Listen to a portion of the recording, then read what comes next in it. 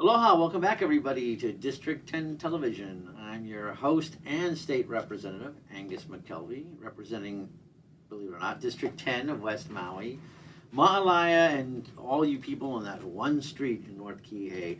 Crossover Day is upon us. Now, the official calendar crossover day is on Thursday. However, our big floor day is tomorrow. And the reason why is to allow for 48 hours for a bill to sit if we have to amend it on the floor tomorrow. If there's like a mistake or something critical happens, we need to fix it. In order to make the deadline, we have to have the vote and any floor amendments tomorrow. So tomorrow's the big day. We were caucusing pretty much all good portion of the day today, talking about the various bills. And what a caucus is the majority members get together and discuss the pros and cons, concerns, everything of the bills that are about to cross over to the Senate. And then they'll take it from there. First up, HB 1629 is our COVID-19 response bill. The Senate has one. We've created our own. We have major funding in there for Department of Transportation and Public Safety, as well as Department of Health.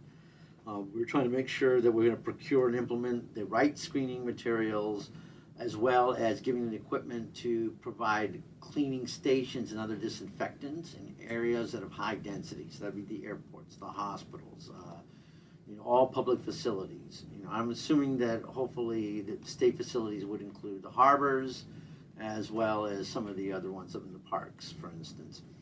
The other one we have is HB 2315, and it kind of ties into COVID-19 because this has pretty much put a huge thundercloud over our both imminent and perhaps long-term future.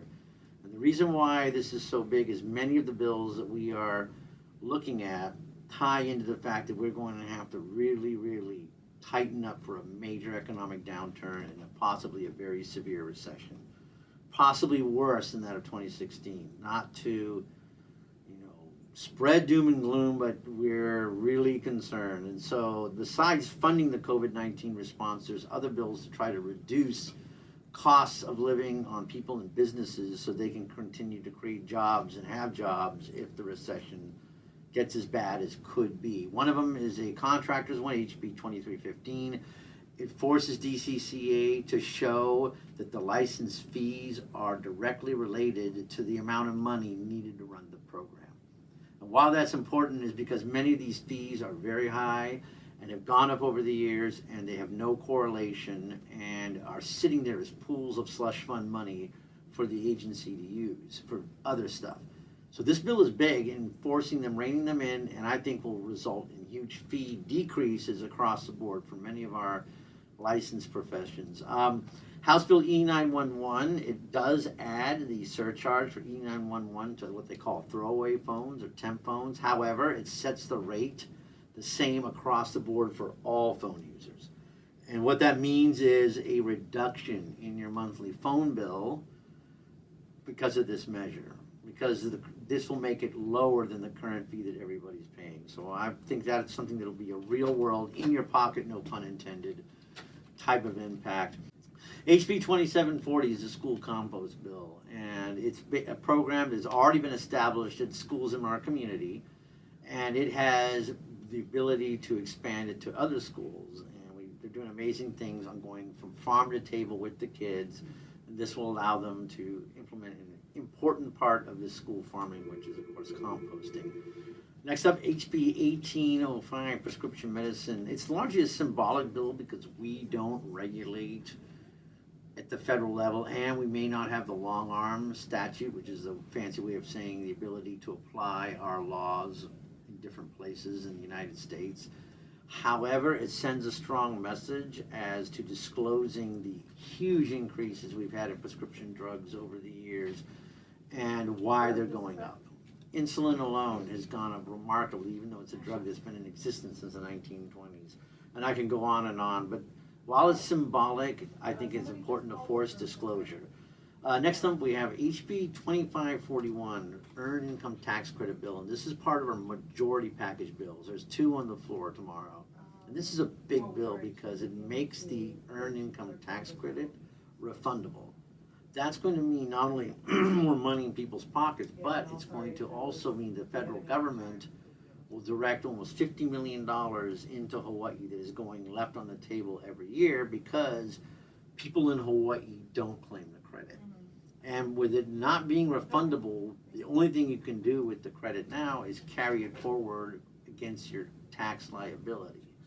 But by making the credit refundable, it means you actually get a check back from the government. And that's a big deal. Obviously, if things are as bad as everybody thinks they may be, getting that kind of support and relief will be huge. And finally, we have HB 2543, which is the Open Doors Preschool Program. And while it's called preschool, it's more of trying to address child care. But not just plain babysitting child care, but child care that it will integrate a purpose. The bill is largely driven at setting things up and mining the data that the Department of Education isn't getting right now on where kids are getting their early pre-K education. And the Department of Human Services also has a lot of programs. They get $50 million from the federal government approximately every year. There's money left unspent there as well. So we want to try to map it out because many of these DH programs in the nonprofits could help to serve the need for child care. And other than health care, the biggest driver for everybody who has family members and families, even extended families, is child care. And that, of course, ties into elder care and all the other types of assistance that's needed for our extended Ohanas. Those are some of the big measures that are coming up. There's a measure that's coming up too tomorrow that are not good in my mind. One is a bill that would allow strict liability in crimes against seniors as a yet undetermined age. The question is, why does somebody who's, say, 61 get no protections if they're robbed as opposed to somebody who's 62? And so the choosing of this age has been kind of suspect. But the bigger thing is there's no what they call mental state or mens rea component. And that's the whole basis and fundamental part of our criminal law. And the prosecutors, their office themselves, proponent of the bill, I mean, to their credit, they said, hey, we'll take a lower mental state than what is required right now so that people can't use the excuses, well, they had no idea that this person was a senior when they attacked him or robbed him.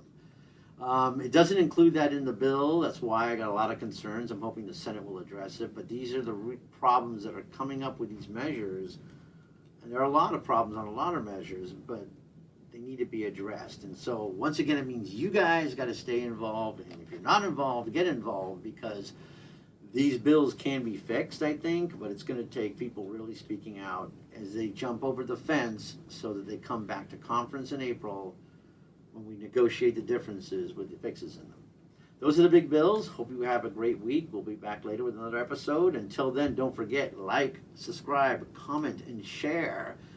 And come and tell people about all the great things that we're doing over here. And they want to kill a couple of minutes of their day at lunch hour, they can come join us here at District 10 Television. Anyway, Angus McKelvey, aloha, have a great day.